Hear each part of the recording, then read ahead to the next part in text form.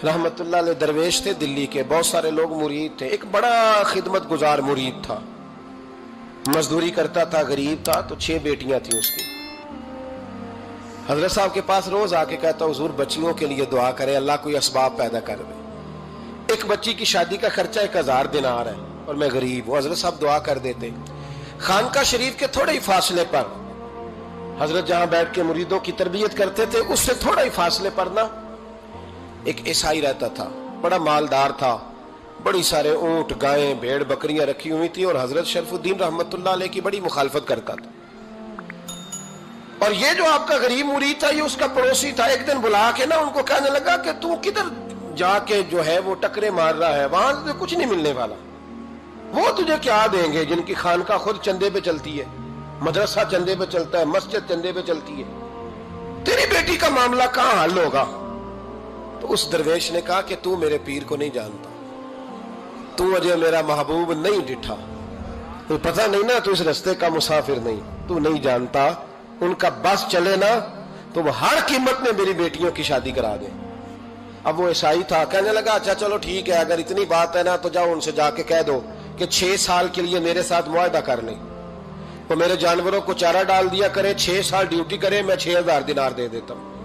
वो मेरे साथ 6 साल मेरे जानवरों को चारा डाले, रखते हैं ना आप चारा डालने के लिए, एडवांस पैसे दे के। अब तो लोग उन्हें भी गुलाम ही बना लेते हैं, बड़ी थोड़ी तनख्वाह देते हैं, जुल्म करते हैं, पूरा मुआवजा नहीं देते।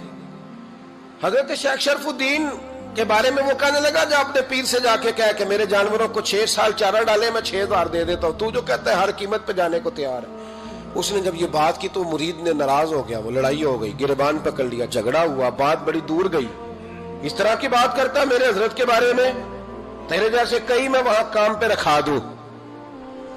जब वो बड़ी बहस हुई, बात मोहल्ले में, इलाके में फैल गई, दुनिया ने सुन ली, तो शेख शरफुद्दीन तक भी पहुंच गई। इस तरह झगड़ा हुआ है। लोग सो गए इशा की नमाज के बाद।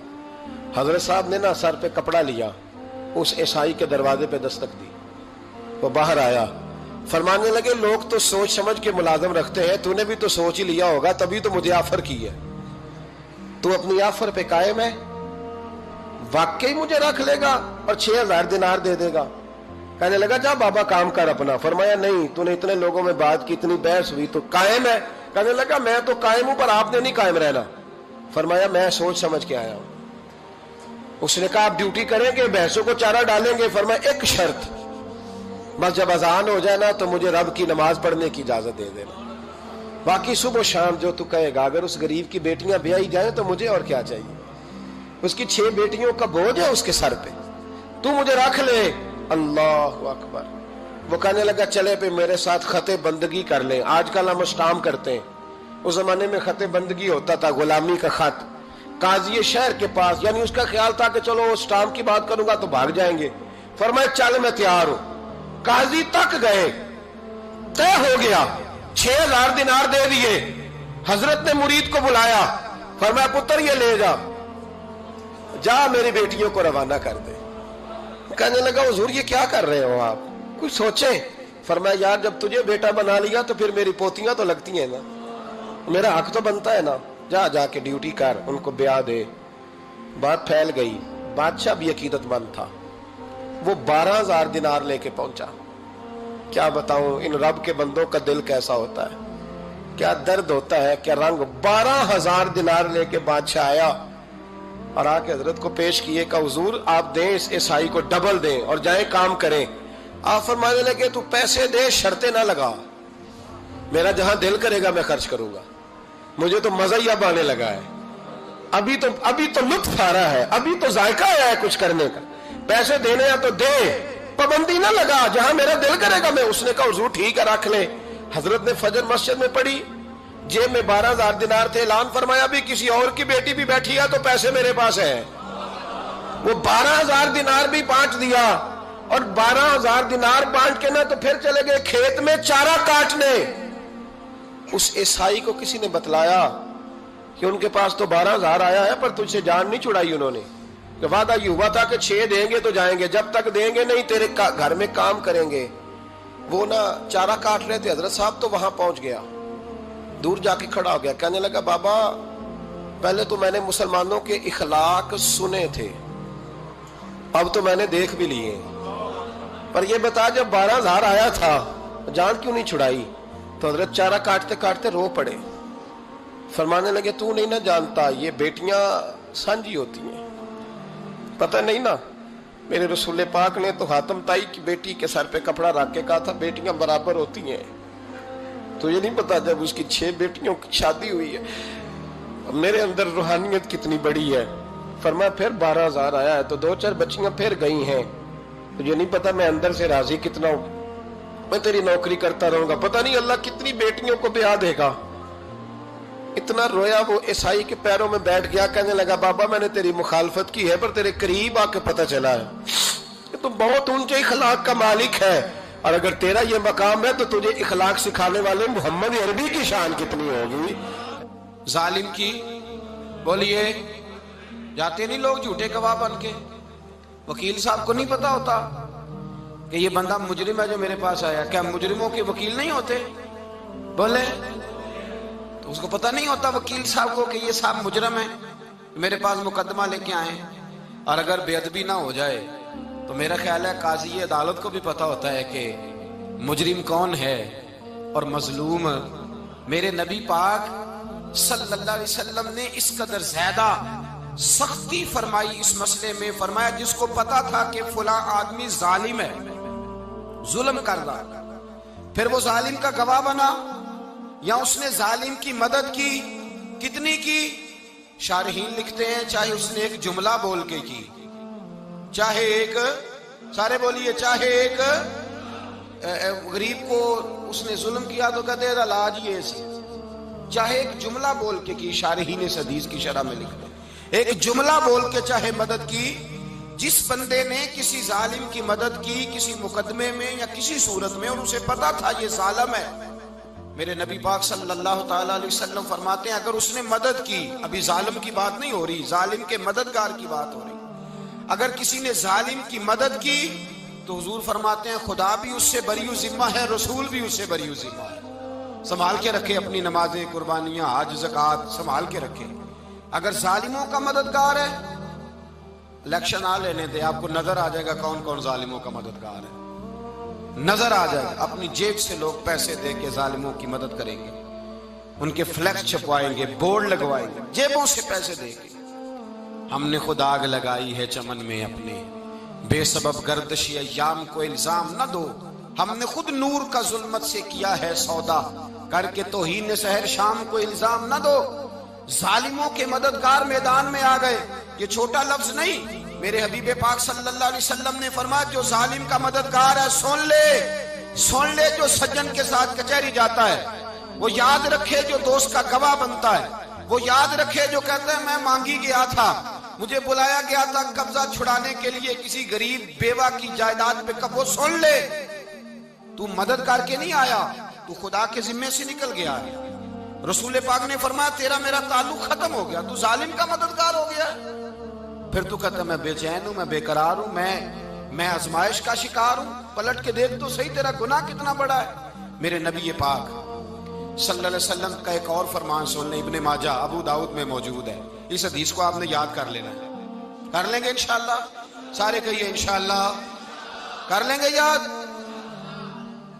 حضور صلی اللہ علیہ وسلم نے فرمایا اگر تو ظالم کی مدد کرے گا نا، یہ لفظ دل کی تختی پہ لکھ لینا، یہ مکافات عمل ہے، مکافات عمل دنیا، ادھر کرو گے تو ادھر بھرو گے۔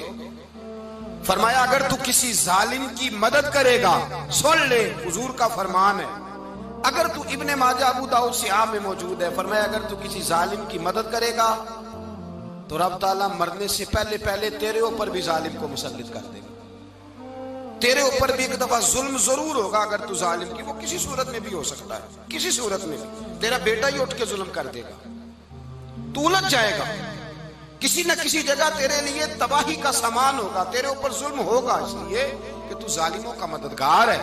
چاہیے یہ تھا کہ تو مظلوم کی مدد کرتا، انسانی ایمانی یقین کا فریضہ سر انجام دیتا، تو ظالموں کا مددگار ہو گیا۔ ٹٹول کے دیکھ لیں، رزلٹ نکال کے دیکھ لیں، ہمارے زمانے میں ظالموں کے مددگار زیادہ ہیں، اتنی لمبی زبانیں نکال کے ظالموں کی مدد کرتے ہیں، بڑے بڑے کالم نویس اللہ نے انہیں قدرت دی لکھنے کی، تو اپنا قلم ظالموں کی مدد میں خرچ کرتے ہیں۔ وہ لوگ جن کو اللہ تبارک و تعالیٰ نے قدرت دی، ہمت دی، طاقت دی، کچھ لوگ ان کے حلقہ احباب میں، وہ اپنے لوگوں کو استعمال کر کے ظالموں کی مدد کرتے ہیں، ظالموں کی مدد کرتے ہیں۔ میرے نبی کریم سید عالم نور مجسم صلی اللہ علیہ وسلم نے فرمایا، اگر تو نے ظالم کی مدد کی تو جب تک تو توبہ نہیں کرے گا رب تجھ سے ناراض ہی رہے گا۔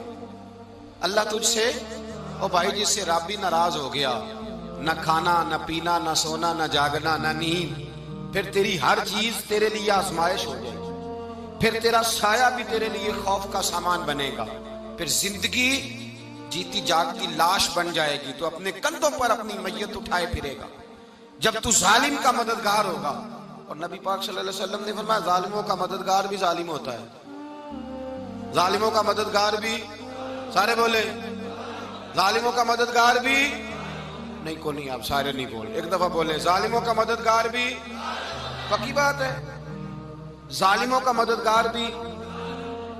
اللہ اکبر، جس کا یارانہ ہو، جس کا دوستانہ ہو، جو کہے میں نے نا اس کو اوکھے ویلے کے لیے ظالم کو یاد رکھا ہوا ہے۔ کبھی مشکل میں رکھے نہیں ہوئے لوگوں نے ظالم دوست، کہتے میں نے رکھے ہوئے ہیں، بلکہ ہمارے دیہات میں تو کہتے ہیں میں نے بازو بنائے ہوئے ہیں۔ کس کو بازو بنا لیا؟ ظالم بھی کبھی بازو ہوتا ہے، جو ظلم کی تلوار لیے میدان میں کھڑا ہے۔ قارون، حامان، فرعون، نمرود کا حال نہیں لوگوں نے دیکھا؟